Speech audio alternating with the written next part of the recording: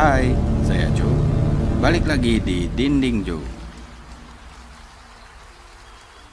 Nicole Pitts lahir di King County, Washington pada tanggal 26 Februari 1973. Walau orang tuanya sudah bercerai saat dia masih SMA, tapi Nicole tumbuh dewasa dengan baik.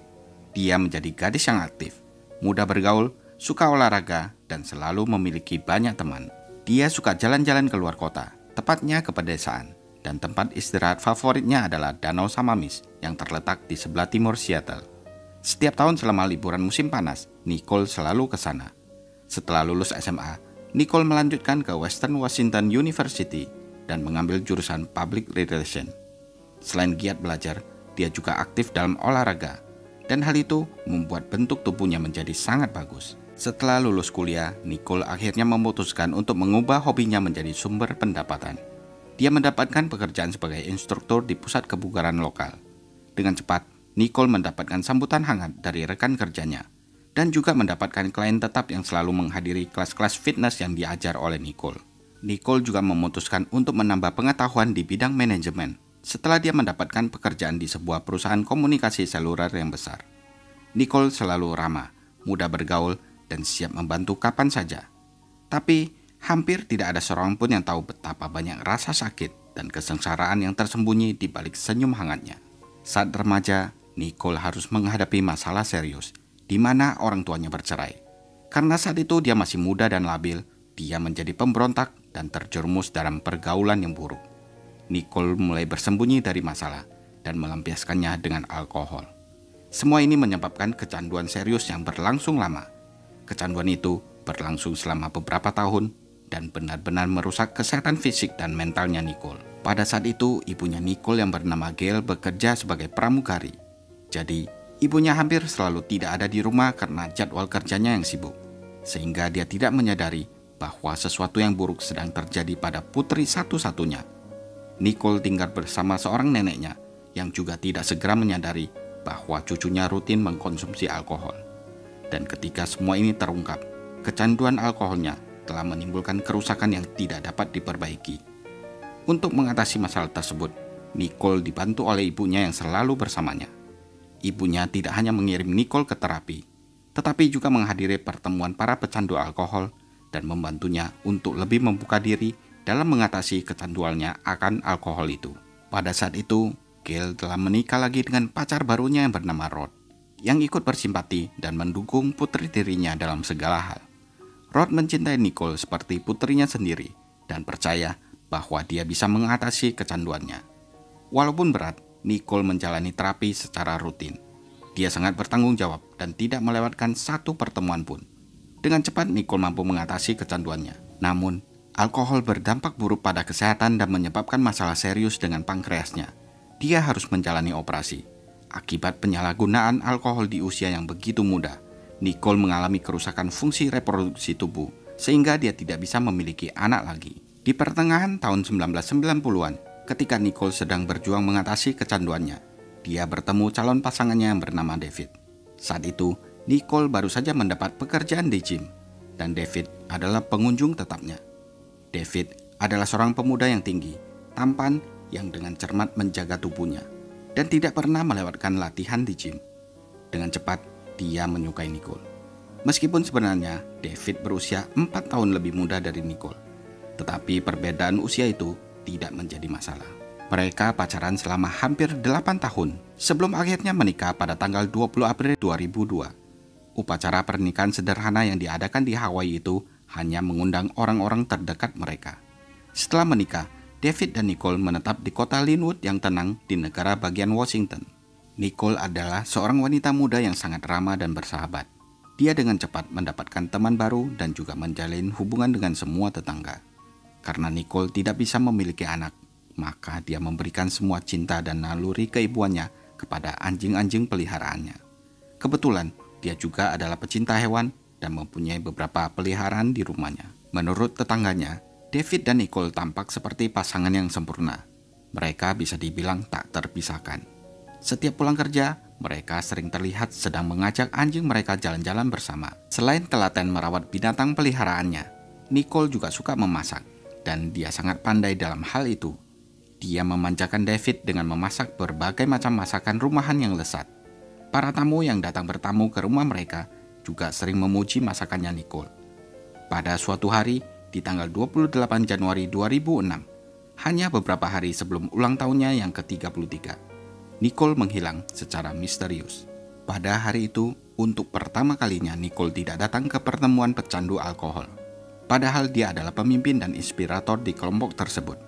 Karena hal ini belum pernah terjadi sebelumnya, anggota kelompok lainnya mengira kalau Nicole kembali mengkonsumsi alkohol. Padahal setelah hampir 9 tahun, dia tidak pernah menyentuh minuman itu lagi. Nicole juga tidak masuk kerja di hari itu, dan itu membuat rekan kerjanya menjadi khawatir. Gail, ibunya, mencoba menghubungi putrinya sepanjang hari, tapi sama sekali tidak ada jawaban. Hal seperti ini belum pernah terjadi sebelumnya. Gail akhirnya menelpon David untuk mencari tahu apa yang terjadi. Tetapi menantu laki-lakinya menjawab bahwa dia juga tidak dapat menghubungi Nicole.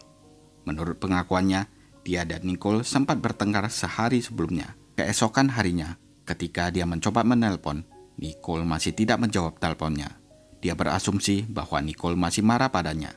Karena alasan inilah, David tidak langsung mencarinya, tetapi menunggu sampai malam untuk bertanya langsung kepada istrinya saat mereka bertemu. Setelah malam hari tiba, Nicole masih belum pulang dan teleponnya juga masih belum bisa dihubungi. Pihak keluarga memutuskan untuk melapor ke polisi. Namun, laporan mereka tidak bisa langsung diproses. Karena laporan orang hilang yang sudah dewasa minimal harus 1 hari berlalu sejak dia menghilang. Polisi mengatakan tidak ada alasan untuk khawatir. Dan karena alasan ini, pencarian belum dimulai sampai malam kedua. Baru setelah itu, polisi memutuskan untuk memulai pencarian dari tempat Nicole terakhir terlihat, yaitu dari rumahnya. Sayangnya, tidak ada petunjuk atau apapun yang bisa ditemukan di sana. Tidak ada tanda-tanda yang menunjukkan kalau Nicole telah diculik atau sesuatu telah terjadi padanya di rumah itu. Nicole hilang bersama dengan mobilnya. Jadi, polisi berasumsi kalau dia telah pergi begitu saja dan memutuskan untuk tidak kembali lagi. Bisa jadi, setelah pertengkaran dengan suaminya, Nicole memutuskan untuk meninggalkannya atau sekedar memberi pelajaran dan membuat David menjadi khawatir. Sedangkan teman-teman Nicole dari kelompok orang-orang dengan kecanduan alkohol mengatakan, Nicole bisa saja putus asa. Setelah bertahun-tahun tidak minum, dia akhirnya kembali lagi kecanduan alkohol. Apalagi, baru-baru ini dia mengkonsumsi obat penghilang rasa sakit yang diresepkan untuknya karena cedera punggung. Rasa sakitnya bisa saja terlalu parah, sehingga Nicole harus meminum obat penghilang rasa sakit dengan dosis yang melebihi ketentuannya. Dan pada titik tertentu, mungkin saja dia memutuskan untuk kembali lagi ke alkohol. Sementara menunggu berita dari polisi, ibu dan ayah tirinya Nicole tidak diam saja. Mereka ikut penerbangan pertama ke Linwood dan langsung mulai mencari putri mereka sendiri.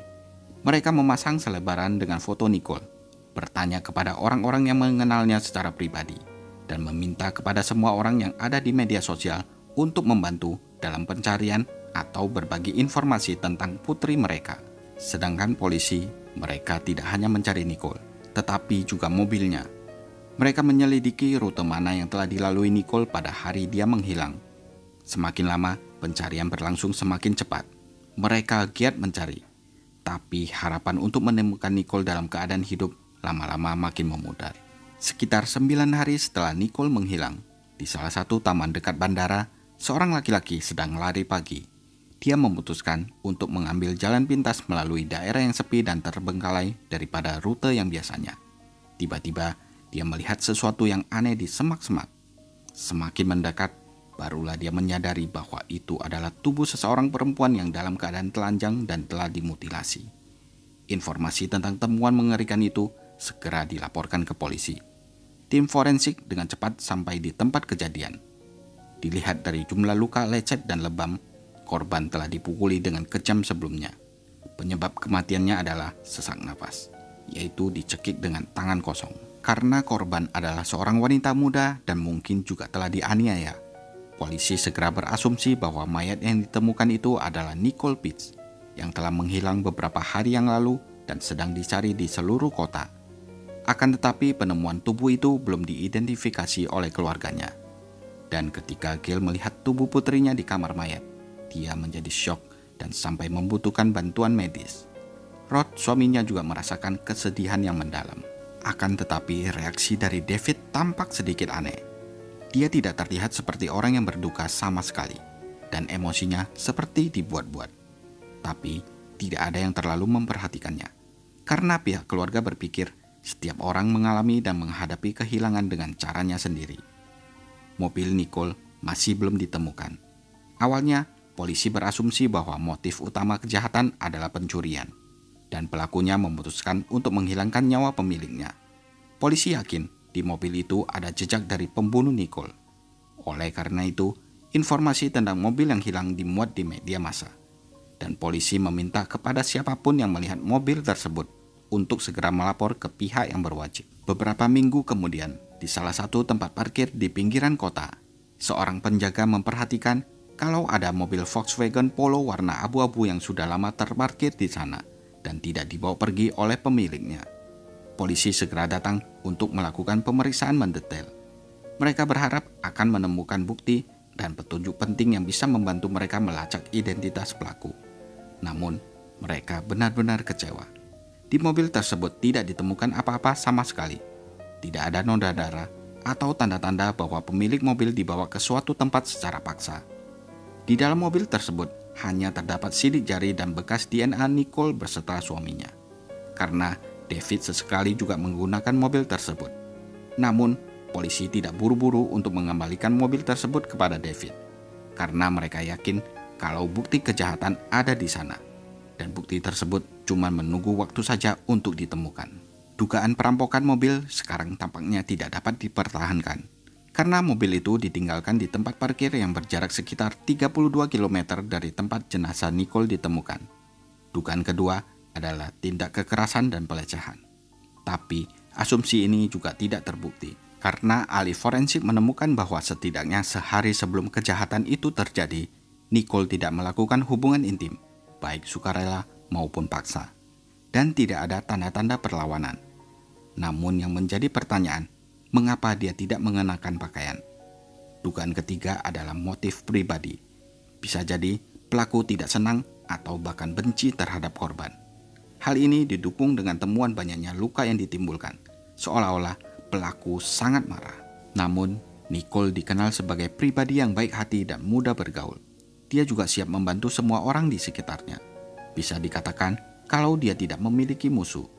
Kasus sulit ini tetap tidak terpecahkan dan menemui jalan buntu. Setelah hampir setahun penyelidikan, tidak ada petunjuk baru yang bisa membantu polisi untuk menemukan pelakunya. Satu-satunya petunjuk hanyalah mobil yang ditinggalkan di tempat parkir. Sayangnya, tempatnya tidak ramai dan tidak ada kamera CCTV di area tersebut.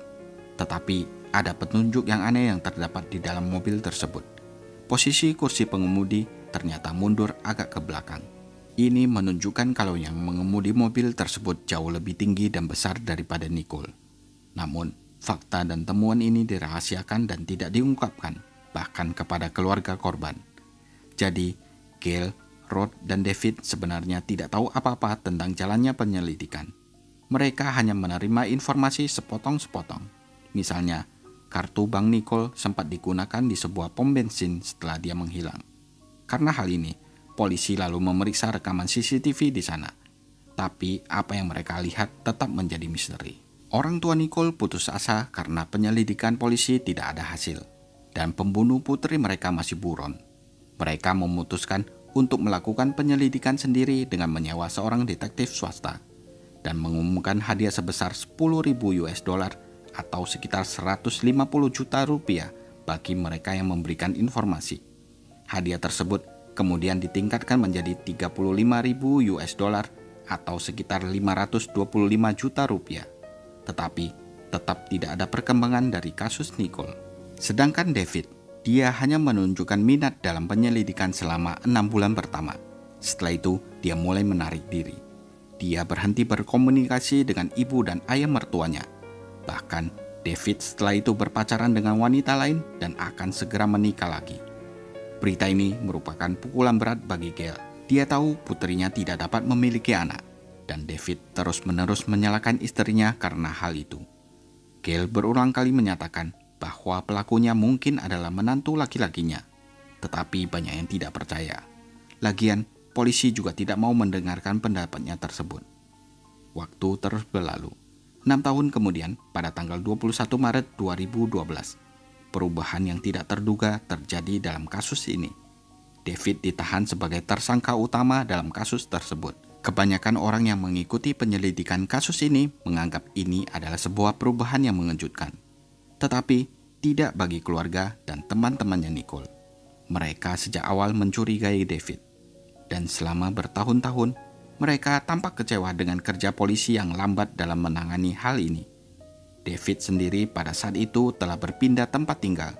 Dia bahkan sudah putus kontak dengan keluarga istri pertamanya. David tidak menyangka akan ditahan, karena kasusnya sudah lama. Dengan tegas, David menyangkal tuduhan itu dan bahkan setuju untuk menjalani tes pendeteksi kebohongan. Ternyata setelah dites, David gagal. Polisi juga sejak awal mencurigai David, tetapi tidak ada bukti kuat yang bisa membuktikan kesalahannya. Mereka tidak mau sembarangan bergerak, karena hal itu akan membuat pelaku menjadi takut dan bersembunyi. Selama ini, polisi diam-diam sibuk mengumpulkan dan menyatukan semua fakta dan potongan bukti agar bisa menjerat pelakunya. David mungkin mengira dia telah melakukan kejahatan yang sempurna dan tidak ada seorang pun yang akan mengetahuinya. Namun ternyata kejahatan tersebut memiliki sejumlah kejanggalan yang membuat polisi curiga dan mulai memeriksanya. Dimulai dari rekaman CCTV di pompa bensin, di mana terlihat seorang membayar dengan kartu Nicole. Padahal saat itu dia sudah meninggal. Dari rekaman itu, terlihat jelas kalau kartu itu digunakan oleh seorang pria yang sangat mirip dengan David. Meskipun sangat sulit untuk mengidentifikasi dengan jelas karena pria itu menggunakan penutup kepala dan kacamata hitam. Keanehan kedua adalah tidak adanya cincin kawin Nicole, yang menunjukkan kalau dia tidak pernah meninggalkan rumahnya. Awalnya semua orang mengira kalau cincin tersebut dicuri oleh penjahat. Namun pada saat penggeledahan di rumah Nicole, cincin tersebut ditemukan ada di dalam kotak di meja rias. Selain itu, pada saat otopsi ditemukan sebuah pelindung gigi di dalam mulut Nicole. Pelindung gigi ini khusus digunakan Nicole saat tidur, untuk mencegah dia menggemeretakkan giginya. Nicole telah diberi resep untuk menggunakan alat ini sesaat sebelum tragedi pembunuhan itu terjadi. Dia harus memakai itu, karena saat merasa gugup, dia mengalami kejang yang tidak terkendali pada otot pengunyahannya. Nah, kalau dibiarkan, itu akan menyebabkan erosi enamel dan kerusakan pada gigi. Temuan ini membuat polisi percaya bahwa korban telah dibunuh di tempat tidurnya sendiri ketika dia masih tertidur. Hal ini juga menjelaskan kenapa tubuh Nicole ditemukan dalam kondisi telanjang, tetapi telapak kaki Nicole dalam keadaan bersih. Di tubuh korban tidak terlihat ada tanda-tanda perlawanan, dan juga tidak ada bekas menggunakan make up di wajahnya Nicole. Polisi telah mempelajari secara rinci posisi kursi pengemudi di mobil yang ditemukan.